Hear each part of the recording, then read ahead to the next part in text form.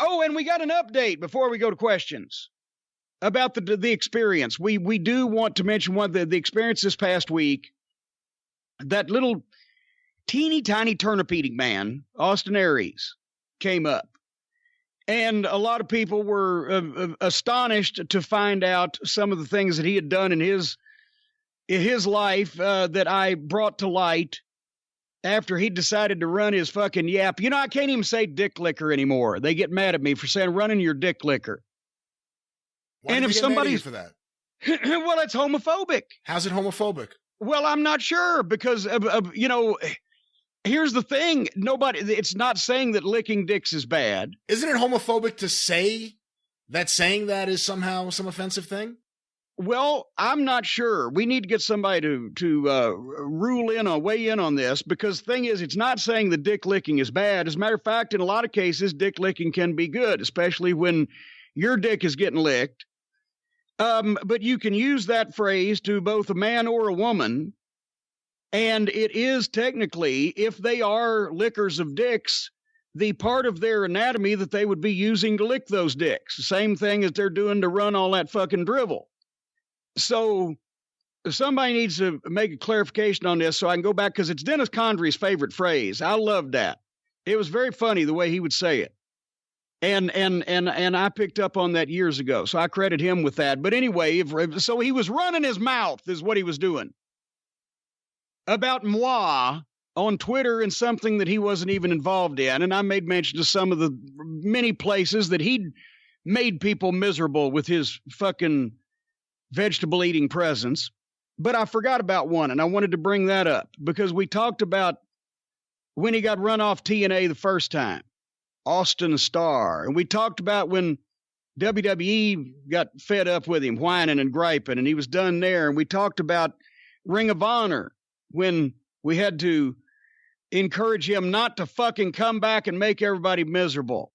But I forgot about the last time in TNA, because a whole new group had taken over. It was Don Callis. It was Scott D'Amore.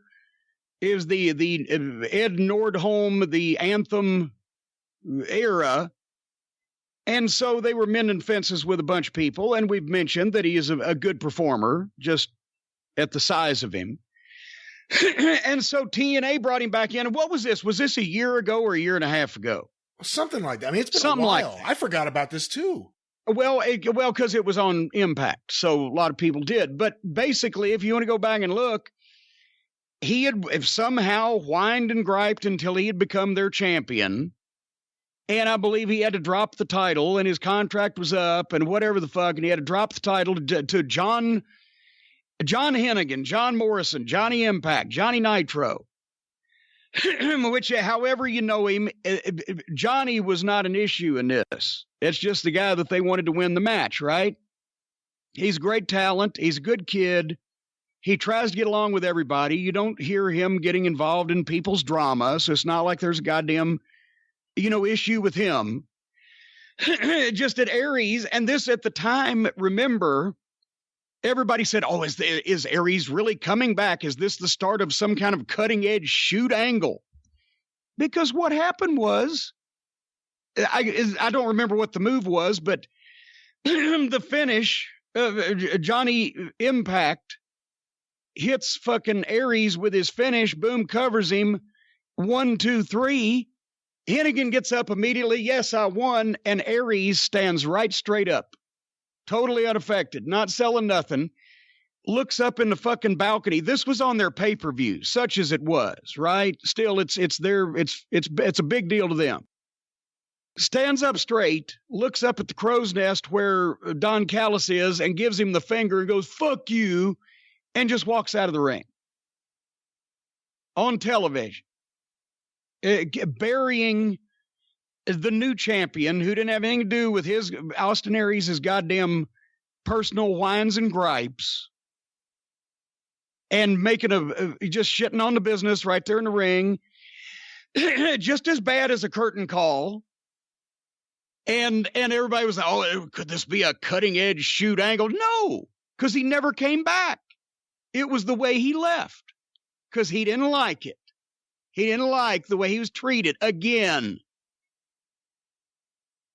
So that's the Mr. Professional, the guy doing it for the boys.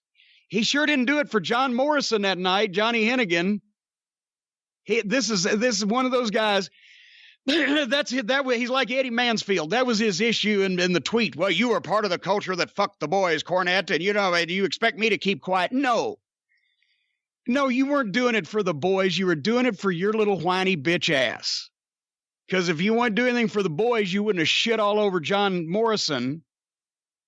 You wouldn't have shit all over the business in general just to prove your point to fucking Don Callis, whoever you were pissed at that point, because you're always pissed at somebody. And not even in an entertaining way, like I am. Just a groveling, sniveling, miserable, Debbie Downer, fucking turnip-eating fucking mood that you're always in. So I just wanted to bring that one up. That's called basically doing a fucking fake job.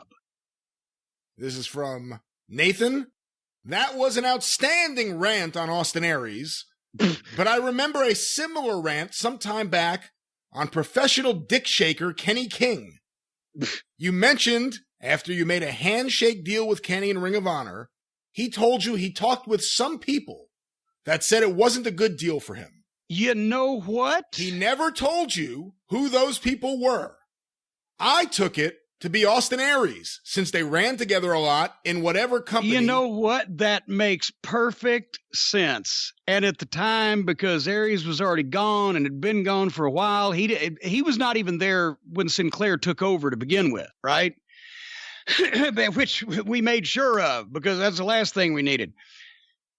But that makes perfect sense, because the exact conversation with Kenny King was after we had made the deal and for the extension on his contract, with the written clause that he could negotiate with anyone during the term of this extension that he wanted to, with no repercussions or contract tampering, because that way we could put the tag team title on him and Rhett, and not bury them, and he could check out and see if he could get a job with TNA and if it was better than what he had. And then he would be obligated to us, I believe it was for 4 months, so that we wouldn't have to take the belt right off of him.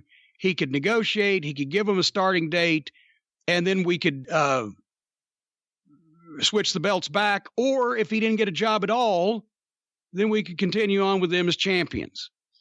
Everything was agreed to, the hands were shaken, and the shit was drawn up. And then when it came time to sign it, I've talked to some people and they don't think it's a good deal. They don't think that'll be right. I said, well, congratulations. It's too late now. You agreed to it. Well, I said, so you're not going to, I've been told it's not a good deal. So you're not going to honor your word. So, that sounds like something that Austin Aries would have done. And then we know now, and then of course, Kenny King goes on to leave with no notice. Got fired because he worked a tryout match in front of people with TNA in Orlando after promising us he wouldn't do that either.